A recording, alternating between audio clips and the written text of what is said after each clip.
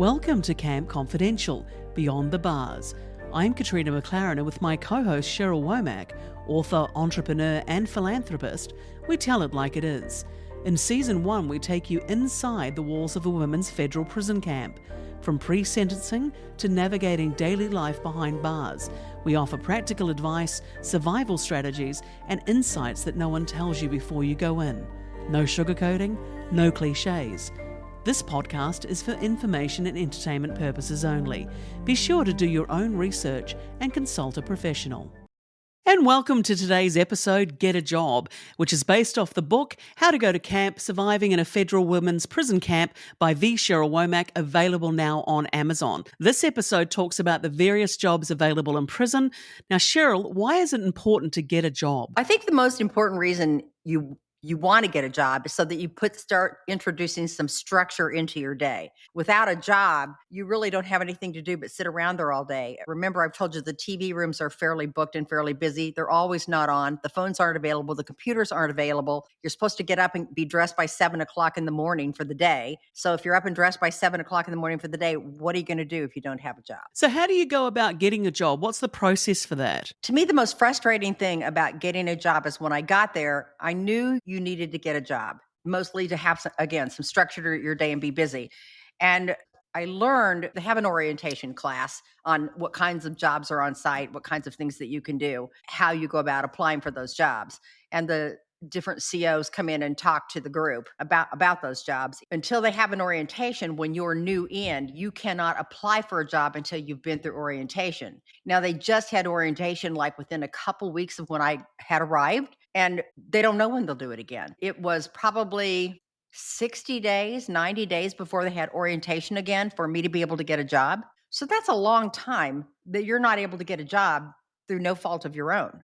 So you couldn't start for those 60 or 90 days? No, I could not get a job. So, I mean, you go to exercise classes and find other structured things to do. But again, it's not uncommon for the guards to come in or somebody to come in during the day, a counselor, and yell at you for not getting out of the room or getting out of the dorm. Where are you supposed to go? So it's a little bit crazy. It's like they need to have a system where weekly they have some sort of orientation for anybody new coming in, so that on a timely basis, people get into the system. And the other important thing is that a lot of inmates coming in don't have the resources financially to be able to fund their books. So getting a job is actually really quite critical for them to have any funds for their commissary, right? I mean, if you're going to make any extra money. Now, for some of them, the amount of money they make per month might be about the amount of money they take away for restitution. So it might be a break-even situation. So it's not always necessarily going to help. But for most people, I think it'll help give you a little bit of spending money to have a job. Again, for most people, the lion's share of the jobs are maintenance jobs, and maintenance jobs are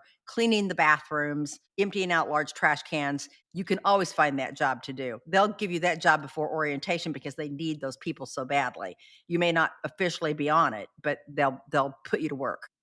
So we know while you were in prison, you had several jobs while you were there. And your main one, I would say, primarily to focus on is being a town driver.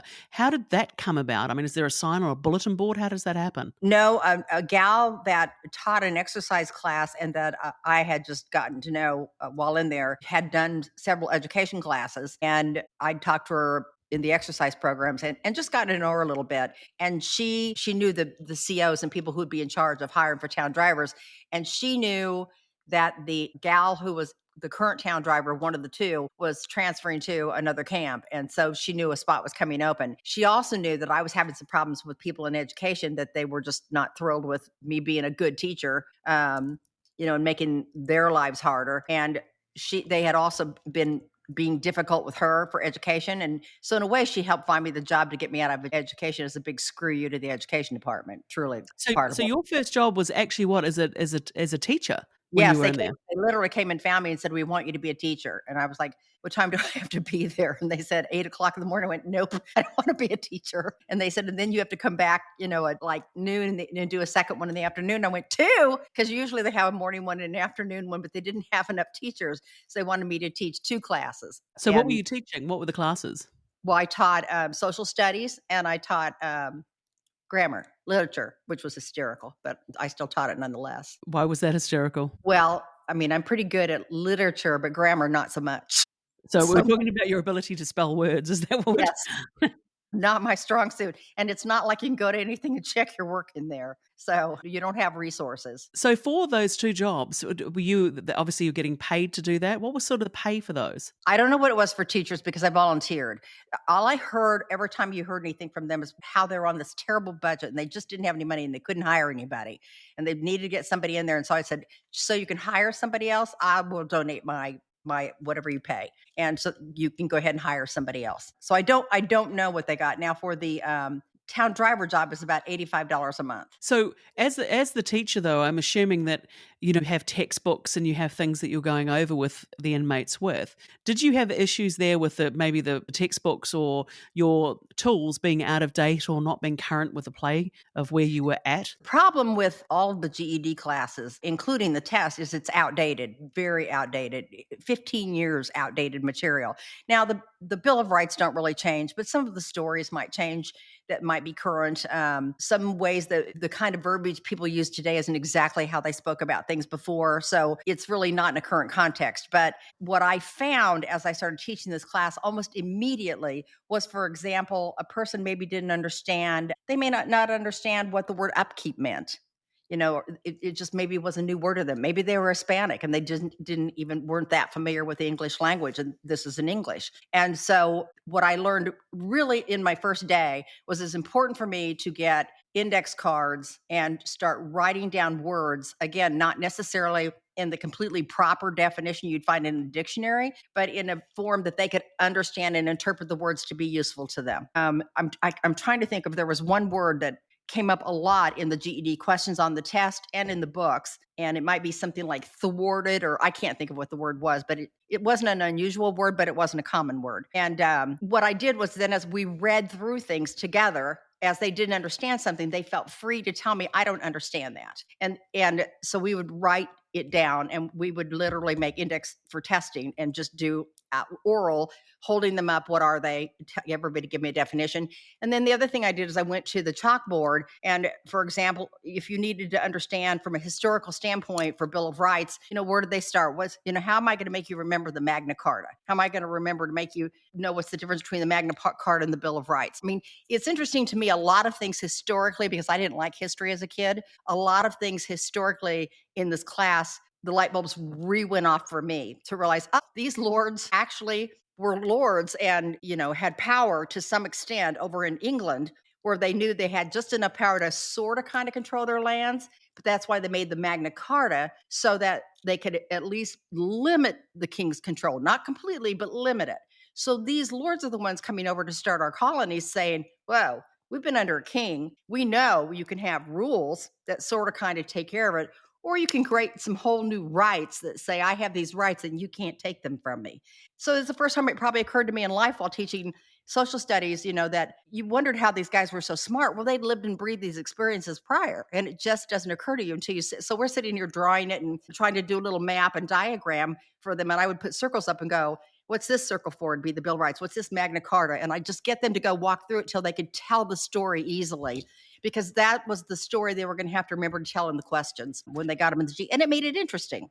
With the classes you were teaching, the grammar and the social studies, etc., this was also the inmates could achieve their GED? What's the All importance of that? Well, while you're in prison, the BOP requires you to go to class. They don't require you to pass your test, but I think they get bonus points, or they're certainly rated on their effectiveness of getting people into classes to take them, and second to pass GEDs and to test for GEDs. So there's 3 different levels: into the class, testing, and passing. So there are 3 ways that the BOP measures you. They measure you on who gets enrolled in the GED classes because they require you to go to school and work toward your GED. Your order from the judge might require you to get your GED. The whole time you're in BOP, you're going to go to school for GED, or you could lose good time, get shots, have other problems. So the second way they get measured is if they sign up to test for the GED. And the third is if they've passed for GED. It's a big deal. And they'll have a little graduation ceremony and everything for the groups that have passed. So it's great for the women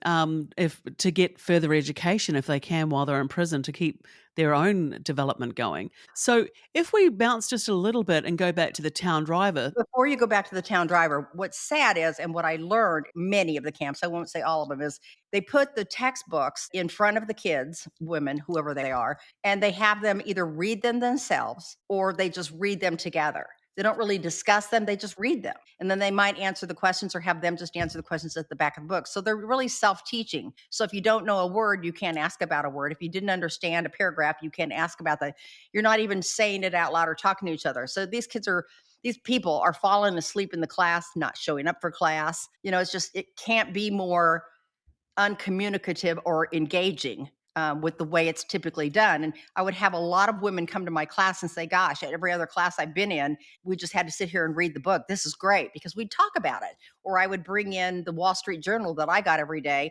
And if we were passing a bill or something, I'd bring it in and say, let's talk about this bill and what this bill looks like. How did it get there?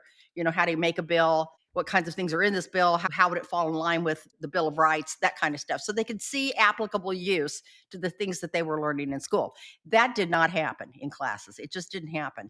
But I thought it was fun. And I think they enjoyed very much having a class where they could see the purpose of learning these things. You mentioned before briefly that you were having difficulty with education. Is that because you were actually teaching the class? Or Yes. what was the issue there? I had one of the women who had taught social studies before. Well, she taught science. And I mean, my kids would laugh and we would, carry on and, we would just have a really good time in class, but they were learning and it annoyed her. And so she was constantly turning me into the CO saying, I'm not teaching correctly and that I'm using index cards and I'm not looking up the proper definitions. And she would just tell on me all the time. And then we'd have these little meetings with the teachers, and you knew she's been talking about you. You just wanted to go, oh, whatever. But, it was a problem. So he would pull me aside and he goes, "You ran a big business with Miss Womack. What would you do with a problem like this if you had one of your employees coming up and talking about this?" And I said, "I'd fire her." Because my class is productive when they're learning, and her class in science is just doing okay. They're not like rave reviews. She's just been here longer.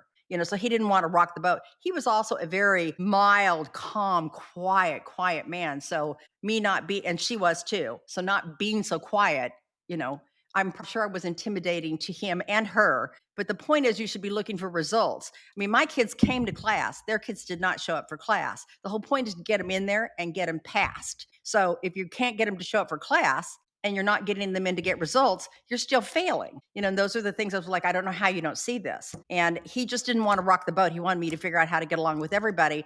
And to get along with everybody and have them be happy would mean that I'd have to teach the way they thought I should teach, which isn't teaching. And by the way, I have a degree to be a teacher, so I know what teaching is. So you made the decision, right, I'm going to sort of look for another job. So you knew the town driver one was coming up. So what did you do? Did you approach the CO? What happens there? My quiet CO decided what he would do would take me out of this social studies class and have me just teach the literature one in the afternoon, the one I was worse at, and help in the math class where they were having problems with the problem student over there, to have one more teacher. So there'd be two teachers in that class in the morning.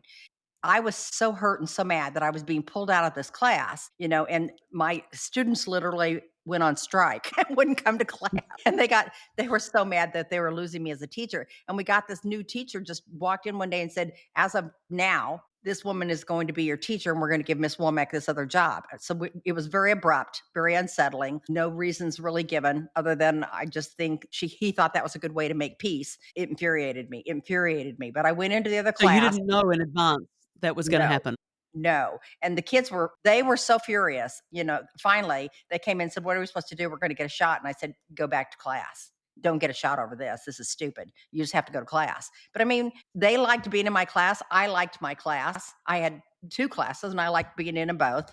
But I mean, I did that. But in the meantime, while this was all happening to me, another girl who had problems with them in the education department knew that I was having this problem and she was already mad at them. So she's the one who approached me and said, "How would you like to be a town driver?" And I just said, "Well, what's that require?" And she goes, "A driver's license. Do you have a current one?" I went, "Absolutely." Oh, she said, "I'm going to put in a word for you." And it took 2 or 3 weeks, but little by little, like, you have to get interviewed. And I went through a process to become a town driver. But it's from someone recommending me who was mad at the education department, saw I wasn't being treated very well, And I'd gotten mad at the education department. So they interviewed you for the town driver. Tell me, did they make you get behind the wheel as part of that interview to make sure you could drive? Well, I know, Katrina, they did not. I had a valid driver's license. I'm 68 years old. What could be the problem? Oh, those poor inmates. That's all I'm gonna say. I have been in the car with Cheryl, and, a lot of people do give her a hard time about her driving, and in fact, I don't think her family lets her drive. They may drive her. So, ironically, you end up being the town driver, and to take us through a little bit of that process. So,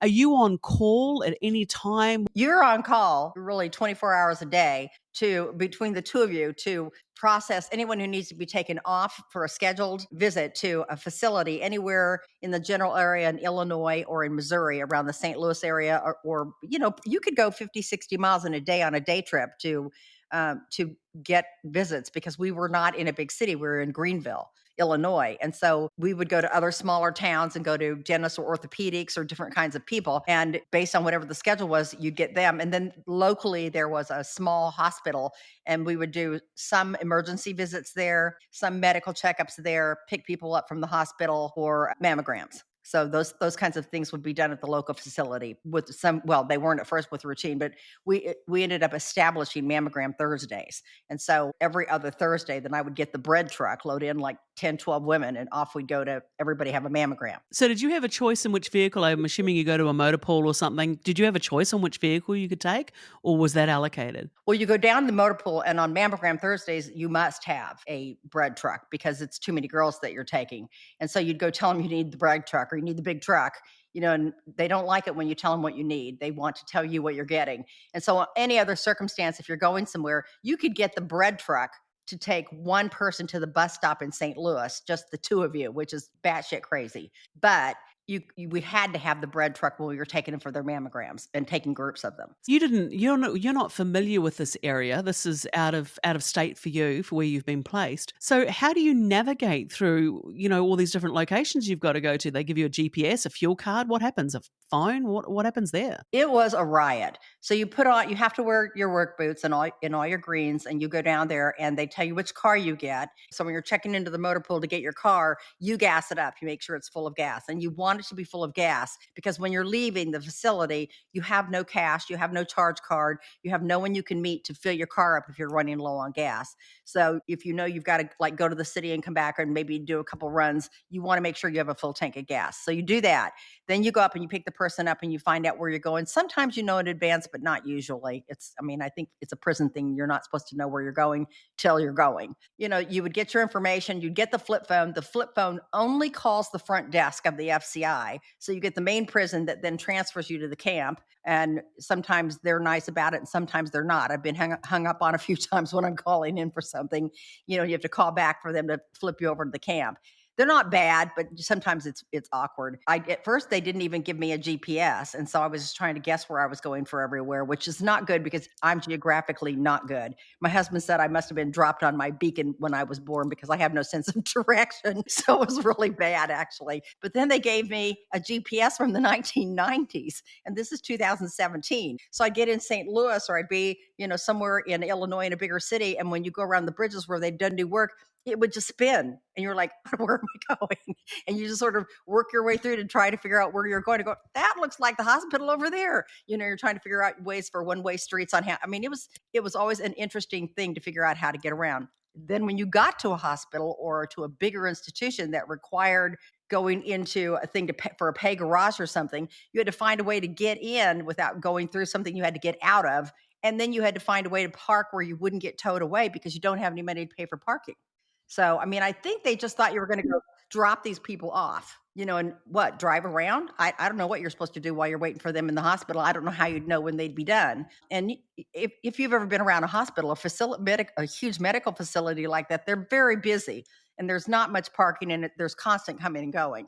So I always found a place to park, went in with the person, helped her find her place. Because again, remember, these girls often haven't been off site for a number of years and they're very nervous about going in and seeing someone. They might be sick. They might not be so sick. They might be finding out they're sick. So it's a very intimidating experience for them as well. And of course, there's not a guard traveling with you. It's just you and the inmate. There's nothing in effect to stop you from keep driving off into the sunset if it wasn't for the fact that perhaps she'd get lost and it wouldn't be worth the ramifications of it. When someone came out from all their testing and stuff, and the nurse or whoever was in the office would come over to bring me the papers and go, "Are you the guard?" It's like, "No, ma'am, we're in the same greens that she's in." So I says, "Well, I'm going to give you the instructions," because you could sort of tell this person was not getting what they were telling them.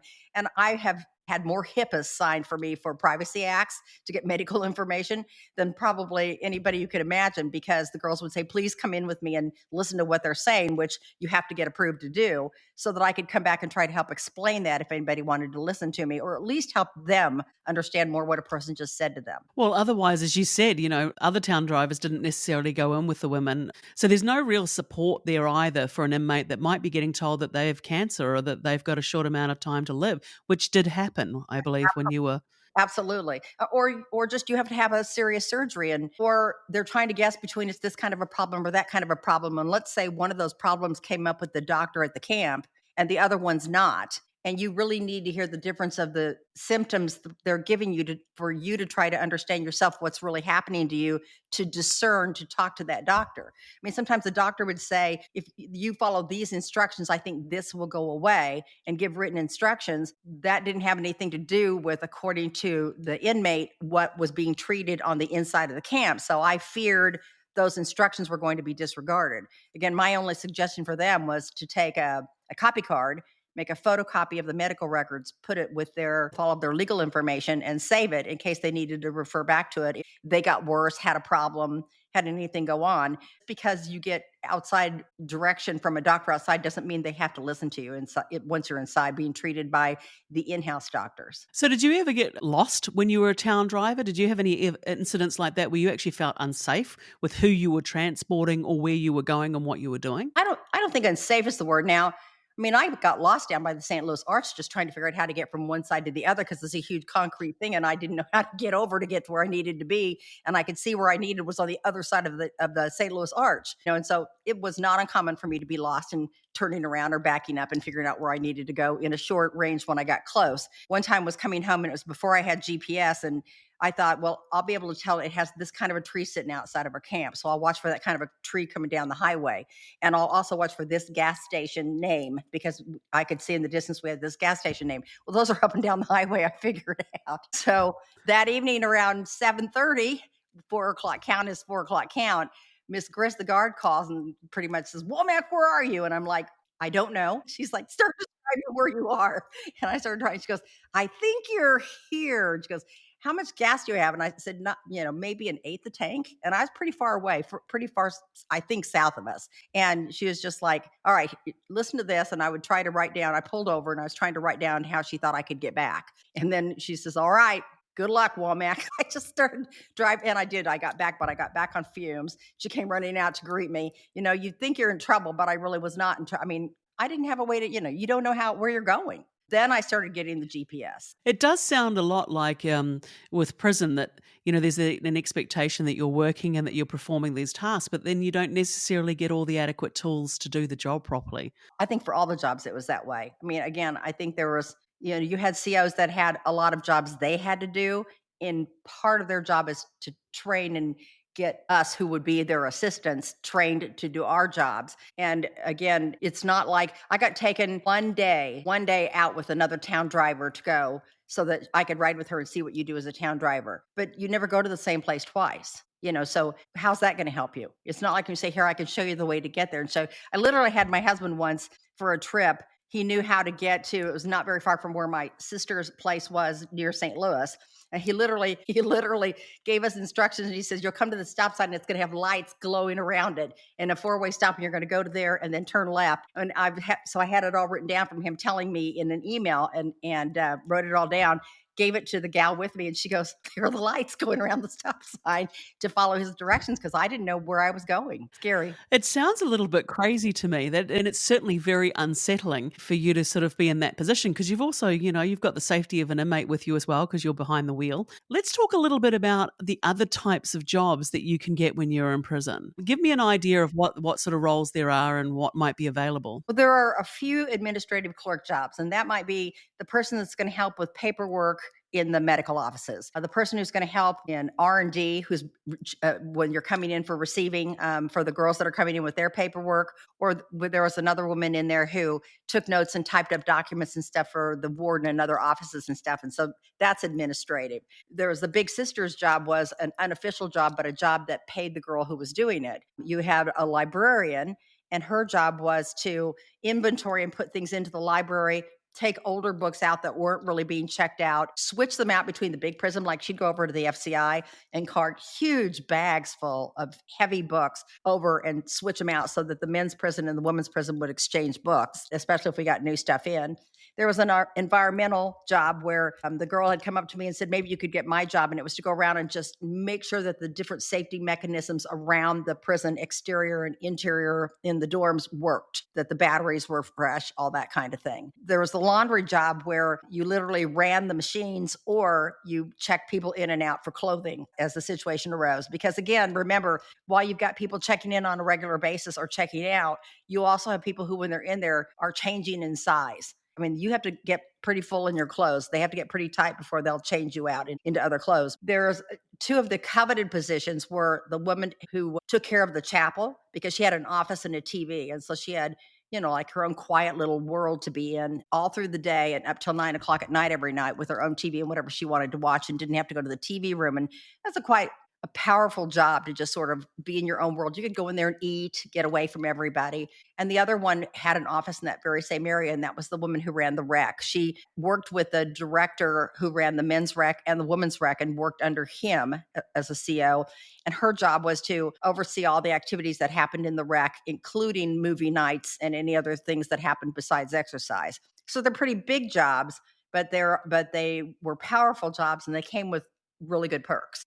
Well, what about the cafeteria if you're running the kitchen? The head chef is the queen bee on the camp, because she can limit your amount of food. She can give you crappy food. Our head chef was famous for walking out with, when she'd come out at the end of the day, she might come out with 6 or 12 dinners of leftovers, that we might have thought we ran out inside, but she'd have those to sell or to give to her friends. So, those who ate in the cafeteria got completely different meals than what we got online. They would cook fresh food. I'm not going to say fresh, but that fresher food. So that was a very powerful job. And you had a lot of staff that worked under you, and you worked closely with the CO. I think the warehouse manager is a very important job, because you're overseeing the inventory for supplies that are coming in for both the men's prison and the women's prison. So it's a lot of inventory. And again, those are the kind of contacts that you made if you wanted to figure out how to get fresh onions or green peppers or fresh produce to come directly to you and bypass the cafeteria, because those are the people who could get it for you. Do you think too that, when you're talking about getting a job in prison and routine,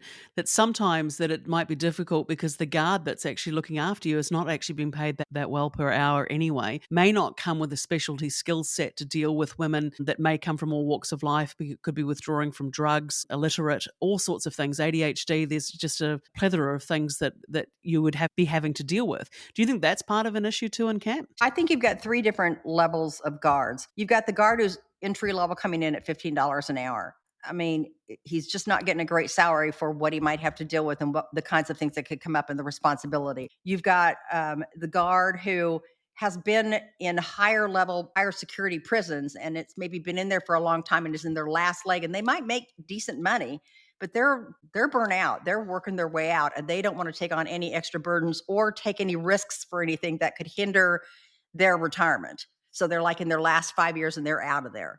And then there's the ones that are just mean, and they like power and they like authority over other people. And it doesn't matter if they're making $15, $25 an hour, they're just mean. And it's going to be their rules and their way. And they're in there because they like power. So those are the kind of people that you have to worry about can be your CO. There are relationships that happen between the COs and the women are just as engaging and involved in it as the men are. I don't think it's a forced situation. So to me, that was always an interesting part that, you have guards who won't come down because they don't want somebody to accuse them of you touched me in the wrong place or you said something derogatory to me.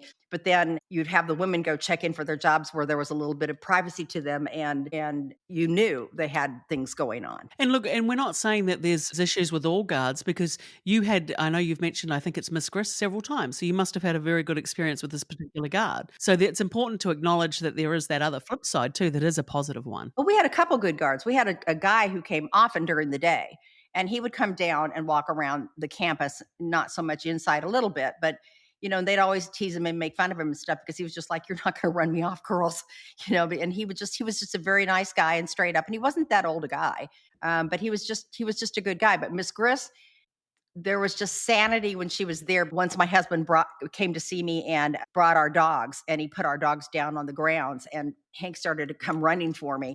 And we're very lucky that I could have been written up for that because you can't have dogs on site. And I didn't understand that or know that. And so she just quietly said, "Don't bring your dogs anymore," and to make it clear that that's the way it was. Again, if they know that you don't know better and you're not doing something, and you will have other guards who will just find a way to have you be in trouble for something. And again, in a lot of your jobs, like if the girls go in the motor pools and they're working on maintaining all the vehicles that are used by the prison. Whether they don't work on like the wardens and the personal cars and stuff, but they do work on any vehicle that gets used in every type of vehicle, from washing it, changing the tires, lubing, whatever's got to be done on it. And I think they're learning a little bit about it, but a lot of these people are working their way toward retirement and working their way out. So there's just a lot of things that aren't learned or passed on that I think could be done to make for a better environment. I think if you had guards who were incentivized by the prisons, they could teach you how to do construction. They could teach you proper plumbing. They could teach you proper electrical work. And frankly, where I'm telling you about a place that's falling down, they could take different sections at a time and rebuild it and make it where the place always looked good as new because you have the prisoners there to do the work and the COs with the technical experience to train them. So to me, there's no excuse for a camp not to be in good shape other than the fact that nobody took the responsibility or wanted to take on the responsibility. I think it's interesting too that when you're talking about, prisoners, inmates are encouraged to get a job to help fill up their day. I mean, it helps with mental health issues as well, that you have a purpose and a meaning. And women can find these new skill sets that they have, and yet they're not encouraged. You can't discuss business. So you can't discuss how to implement these new skills and especially your teaching education classes, GED, how that may translate to them getting a job in the outside or how they start up their own business. These are things you cannot discuss. So that in its own right, I think, is quite ironic. I always thought it was funny when I had to start sitting in the math classes. I have girls who sit there and act like they were stupid about money, but they were in there for drugs. And I just said, "Don't tell me that you haven't had to make change for somebody or know the cost of what something was and how it was going to break down, and you don't know math." I said, "If we had a pack of drugs out here and we were making a deal, you'd just do this blindfolded. So don't act like just because this is coming out of a math book, it's something different."